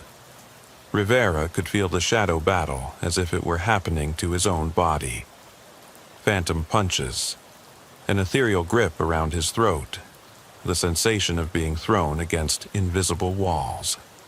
He struggled to maintain focus on arresting Garrett while simultaneously fighting for his life in a dimension he didn't understand. The shadow fight ended abruptly when Rivera's shadow gained the upper hand and appeared to tear Garrett's shadow completely away from his body. In the physical world, Garrett collapsed to the floor, alive but somehow diminished, his eyes vacant and staring. When backup arrived, they found Rivera standing over an unconscious Garrett and a terrified but unharmed potential victim. Garrett was alive but appeared to be in a catatonic state, unresponsive to questions or stimuli. "What happened here?" Detective Chen asked as paramedics loaded Garrett into an ambulance. "He collapsed when I moved to arrest him," Rivera said, which was technically true. Maybe a stroke or a seizure. But Rivera knew the real explanation. His shadow had somehow severed Garrett's connection to his own shadow, leaving behind a human shell without the dark impulses that had driven him to kill. Medical examination of Garrett revealed no physical cause for his condition. Brain scans showed normal activity, but he remained completely unresponsive. Psychiatrists described his state as profound dissociation, as if some essential part of his personality had simply vanished. But in Garrett's garage, investigators found evidence linking him to not just the 3 recent murders, but to 17 additional victims over the past 5 years. DNA evidence, personal belongings, and detailed journals documenting his crimes provided conclusive proof that Garrett was responsible for one of the largest serial killing sprees in Phoenix history. The case was closed, Garrett was institutionalized, and Rivera was commended for his investigative work. But Rivera continued to struggle with questions about what had really happened. His shadow still moved independently, but its behavior had changed.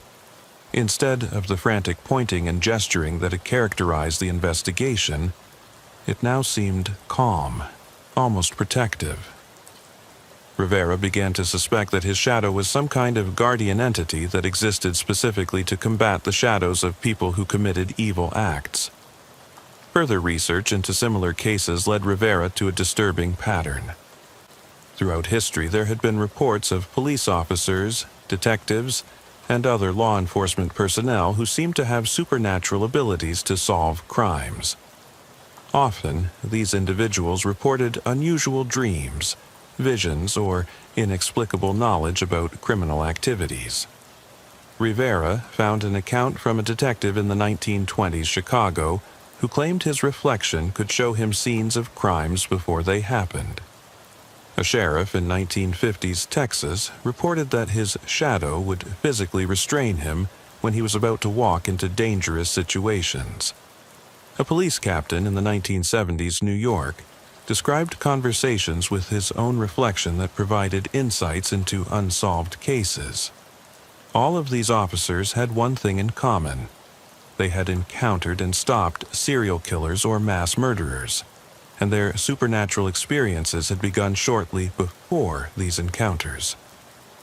Rivera began to theorize that there was some kind of supernatural law enforcement system that operated parallel to human police work. Just as regular officers dealt with crime in the physical world, these shadow entities dealt with the spiritual or psychological manifestations of evil that accompanied certain types of criminals. His theory was tested 6 months later, when Rivera's shadow again began exhibiting urgent behavior, pointing toward specific locations and appearing agitated during routine patrols. Following his shadow's guidance, Rivera uncovered a human trafficking operation that had been using Phoenix as a hub for moving victims across the southwestern United States. But this time, Rivera was prepared for what happened when he confronted the criminals. As he moved to arrest the trafficking ring's leader, he could see the shadow battle taking place on the walls around him. His shadow fought with multiple other shadows, engaging in combat that looked like a martial arts movie played out in silhouette. When the fight ended, the trafficking leader and his associates were all alive, but appeared to have suffered the same type of dissociation that had affected Garrett. They could walk and respond to basic commands, but the malevolent intelligence that had driven their criminal activities was gone. Rivera realized that his shadow was part of a supernatural justice system that didn't just capture criminals. It removed the evil aspects of their personalities, leaving behind people who were no longer capable of committing heinous acts. But this system came with a price. Rivera found that each shadow battle left him increasingly detached from his own emotions. The part of his consciousness that connected to his shadow was growing stronger, while his normal human personality was becoming more distant. He began to understand that officers like him were chosen not just to fight supernatural crime, but to eventually become permanent guardians in the shadow realm. The more they used their abilities, the more they became part of that parallel world of shadows and reflections. Rivera faced a choice. He could continue using his shadow's abilities to stop criminals who operated beyond the reach of normal law enforcement, knowing that he would gradually lose his humanity in the process. Or he could try to sever his connection to the shadow realm and return to being a regular police officer, but leave the supernatural criminals free to continue their activities. As Rivera considered his options, his shadow turned toward him and, for the first time, appeared to speak directly to him. Not through sound, but through a communication that bypassed his ears and went straight to his consciousness. "The choice is not yours to make," his shadow seemed to say. "You have seen too much, stopped too many. You are already more shadow than man. But this is not a curse, it is an honor. You join the ranks of those who guard the boundaries between good and evil." Rivera looked down at his hands and realized his shadow was right. In sunlight, his physical form cast only the faintest shadow, while in darkness, his shadow was solid and substantial.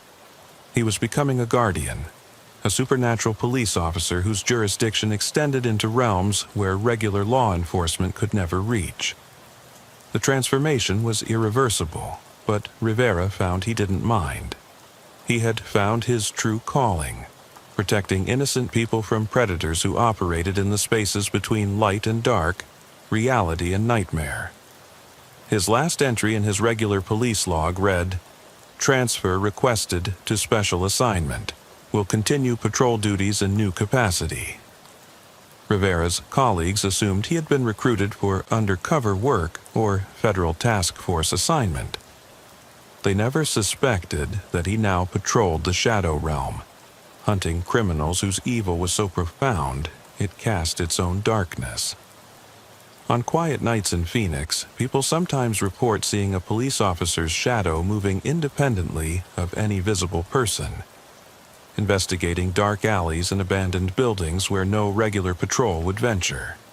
The shadow is always alone, always vigilant, and always hunting for the kinds of monsters that hide in the spaces between light and dark.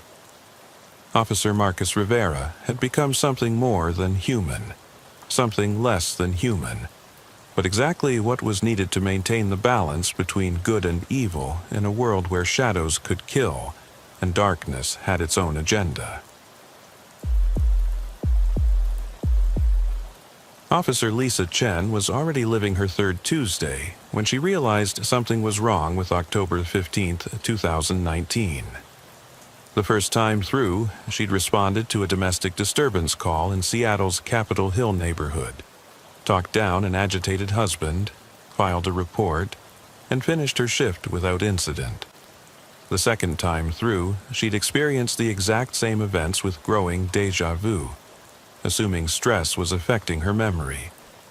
But when Chen's alarm clock rang at 6 a.m. for what felt like the fourth time this week, and her radio announced the same traffic report about a fender bender on I-5, and her partner Rodriguez made the identical joke about the dispatcher's new haircut, she knew she was trapped in some kind of temporal anomaly. The domestic disturbance call came through at exactly 2:17 p.m., just as it had the previous 3 times. Same address, same situation, same resolution. But this time, Chen decided to investigate further.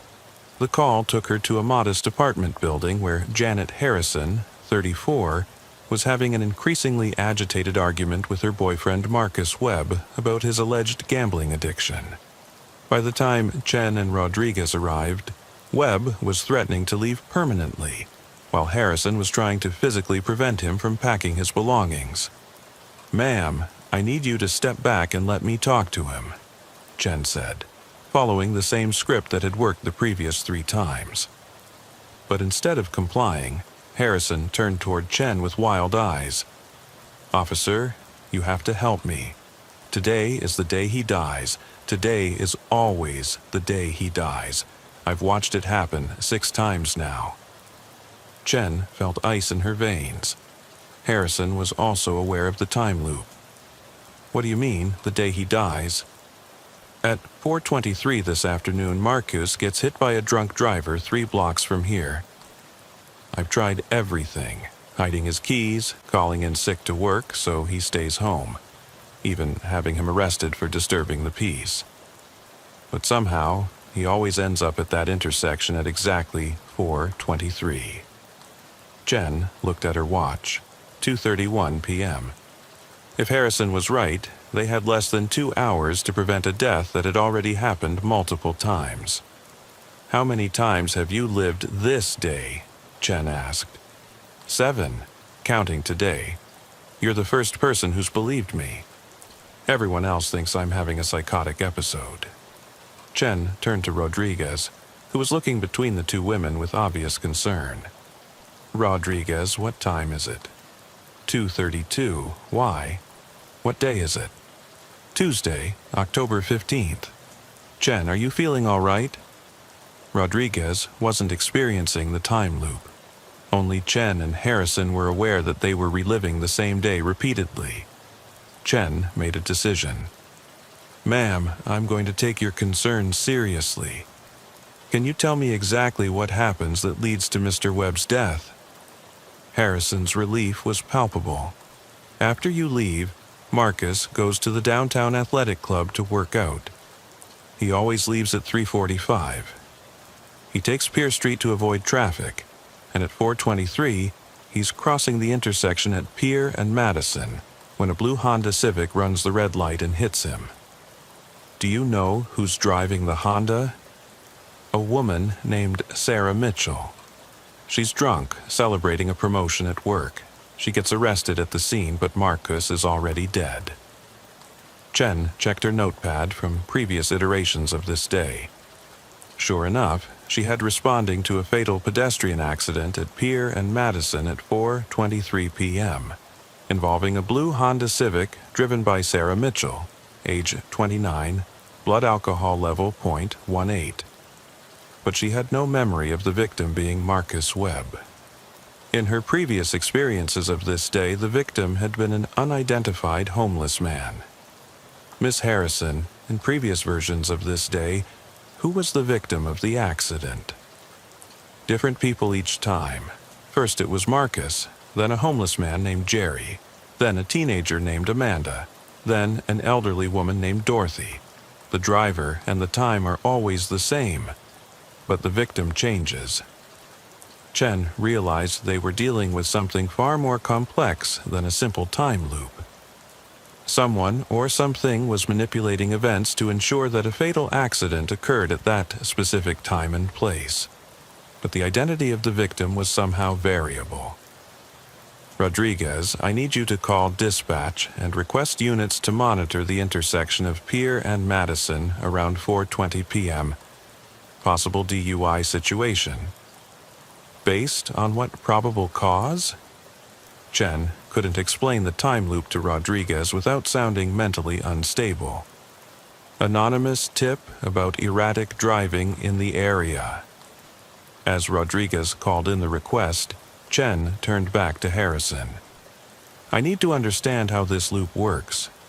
Do you remember anything different about the first time you lived this day? It started normally, but around 1 p.m. I got a phone call from someone claiming to work for the city. They said there had been a water main break, and we needed to evacuate the building temporarily. We went to stay at Marcus's gym until the repairs were finished. And that's when you first witnessed the accident? Yes. We were walking back from the gym when we saw it happen. But when I woke up the next morning, it was this morning again. Same date, same time, same events. Chen was beginning to see a pattern. The time loop might be centered around preventing witnesses to something much larger than a single traffic accident. Ms. Harrison, on subsequent loops, did you always get the evacuation phone call? No, that only happened the first time. After that, I knew not to leave the apartment. But the accident still happens, just with different victims. Chen realized that the entity controlling the time loop was adapting its strategy based on their knowledge. When Harrison stopped leaving the apartment, it selected different victims to maintain the fatal accident at the predetermined time. We need to figure out why that specific intersection is important, Chen said. What happens at Pier and Madison that someone wants to cover up with a fatal accident? They had 30 minutes before Marcus Webb typically left for the gym.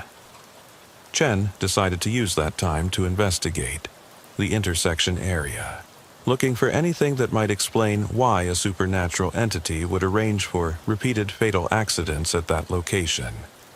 Chen drove to Pier and Madison, parking where she could observe the intersection. At first glance, it appeared to be a typical Seattle street corner.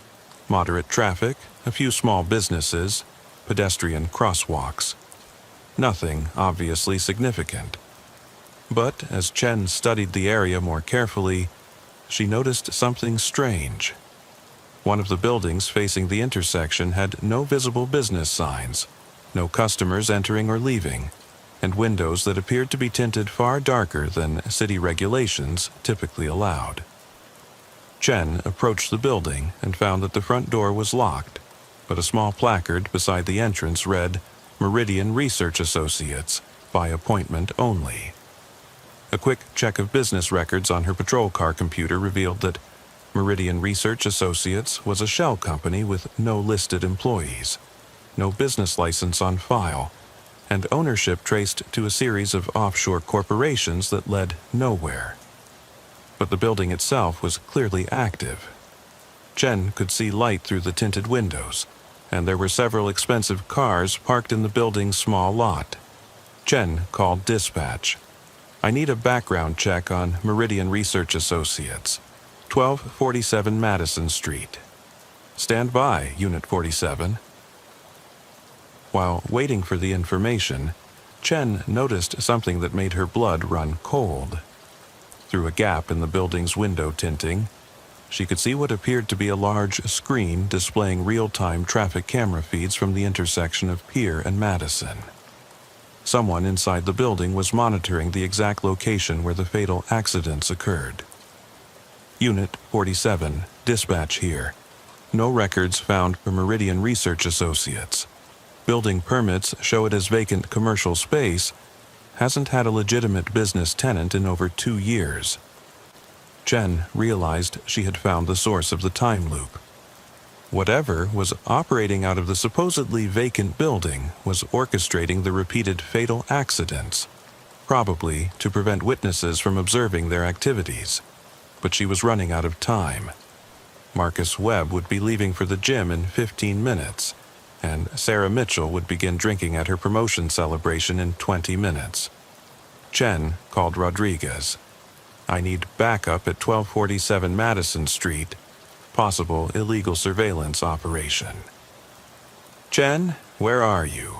You're supposed to be following up on the domestic call. The domestic situation led to a larger investigation. Just meet me at Madison and Pier, and bring whatever units you can spare. Chen positioned herself where she could observe both the mysterious building and the intersection. At exactly 3:45 p.m., she saw Marcus Webb leave the downtown athletic club and begin walking toward the intersection, just as Harrison had predicted. At the same time, Chen spotted a blue Honda Civic with a female driver approaching from the opposite direction. The car was weaving slightly, suggesting the driver was already impaired. Chen had perhaps 3 minutes to prevent the accident and simultaneously investigate whatever was happening in the building that was worth killing people to protect. She made a split-second decision. Instead of intercepting either Webb or the drunk driver, Chen approached the building's entrance and tried the door. To her surprise, it opened easily, as if someone inside wanted her to enter. The interior of the building was nothing like the vacant commercial space it was supposed to be. Instead, Chen found herself in a sophisticated command center filled with monitors, computers, and communication equipment. The walls were covered with surveillance feeds from cameras throughout Seattle, and multiple screens showed detailed tracking information for dozens of individuals around the city. But what stopped Chen cold was a large digital display showing a countdown timer. 2 minutes, 17 seconds. Below the timer was a list of names, including Marcus Webb, and the notation, Iteration 7, Subject Awareness High, Termination Required. "Officer Chen," a voice said behind her. "We've been expecting you." Chen turned to find a woman in a business suit approximately 40 years old, with the kind of unnaturally calm demeanor that suggested either extensive training or pharmaceutical enhancement. "Who are you? And what is this place?" "My name is Dr. Rebecca Morrison. This is a research facility studying temporal manipulation for national security purposes. The time loop you've been experiencing is a containment protocol designed to prevent contamination of our research." Contamination. Knowledge of our work. When civilians become aware of classified temporal experiments, we use localized time loops to isolate and eventually eliminate the security breach. Chen realized the scope of what she was dealing with. The fatal accidents weren't random. They were assassination attempts designed to kill people who had witnessed classified experiments in time manipulation. "How many people have you killed to protect your research?" The loop resets their deaths, so technically no one dies permanently. We simply continue the loop until we find a scenario where the security breach is contained without leaving witnesses. But you're torturing people by forcing them to relive traumatic events repeatedly. Necessary sacrifices for national security. The knowledge of temporal manipulation cannot be allowed to spread to the general population. Chen looked at the countdown timer. 1 minute, 8 seconds. What happens when the timer reaches 0? If we cannot resolve the current security breach, the time loop resets again. We've run over 400 iterations testing different scenarios.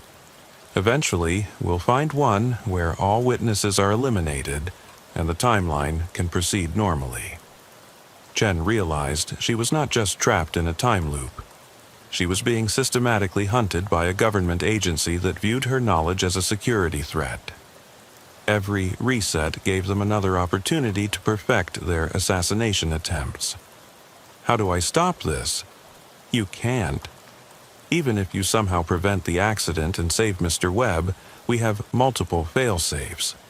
The loop will continue until all witnesses are eliminated, or until you agree to join our research program.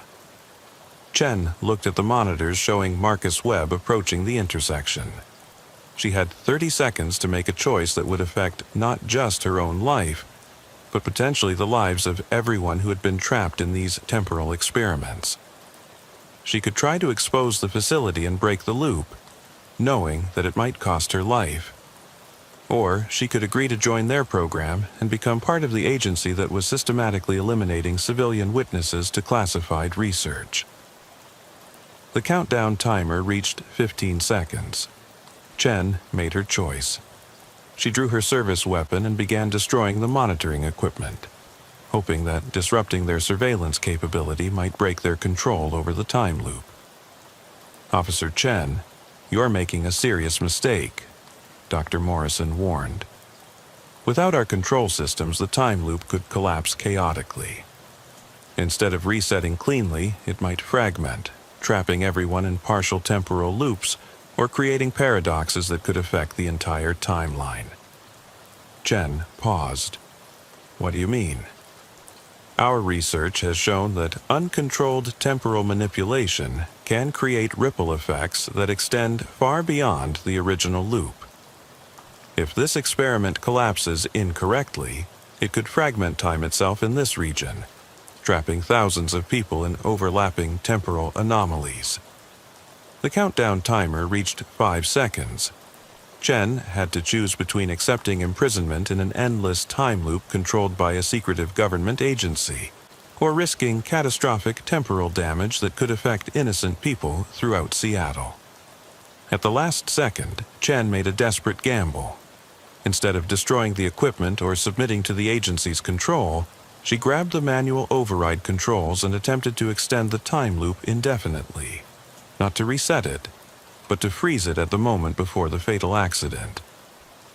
If she could create a permanent temporal suspension at 4:22 p.m., October 15, 2019, she might be able to prevent the accident without allowing the loop to reset or collapse. The countdown timer reached 0 just as Chen activated the override. What happened next would puzzle temporal researchers for decades. Instead of resetting or collapsing, the time loop stabilized at exactly 4:22:47 p.m., creating a permanent temporal bubble around the intersection of Pier and Madison. Inside the bubble, Marcus Webb remains forever frozen in mid-step, 3 seconds away from entering the intersection. Sarah Mitchell sits permanently suspended in her Honda Civic, her foot hovering above the brake pedal she would have pressed too late. Officer Lisa Chen stands motionless in the research facility, her hand still on the override controls. From the outside, the intersection appears normal, with people and vehicles moving through it continuously. But anyone who enters the temporal bubble experiences the same 47 seconds over and over again, while those outside observe what appears to be normal traffic flow. The government agency that created the time loop found that they could no longer access their research facility or extract their personnel. The building became a temporal dead zone, frozen at 4:22:47 p.m. indefinitely. Janet Harrison, still in her apartment but outside the temporal bubble, was the only witness to understand what had happened. She reported that Marcus Webb had simply vanished while walking to the gym, and that Officer Chen had disappeared while investigating her concerns about the repeated day. The Seattle Police Department investigated Chen's disappearance, but found no trace of the research facility or Dr. Morrison. Official records showed that 1247 Madison Street had been vacant for over 2 years, and there was no evidence that Chen had ever been inside the building. But sometimes, on quiet Tuesday afternoons, witnesses report seeing a police officer standing motionless at the intersection of Pier and Madison, visible for exactly 47 seconds before vanishing again. They say she appears to be reaching for something, her face showing the determination of someone making an impossible choice to save lives she'll never know were saved. Officer Lisa Chen had found a way to stop the time loop trap, but at the cost of trapping herself forever in the moment of her victory. In the space between 4:22 and 4:23 p.m. on October 15, 2019, she continues to guard the intersection where temporal manipulation meets human conscience, ensuring that some choices echo through eternity.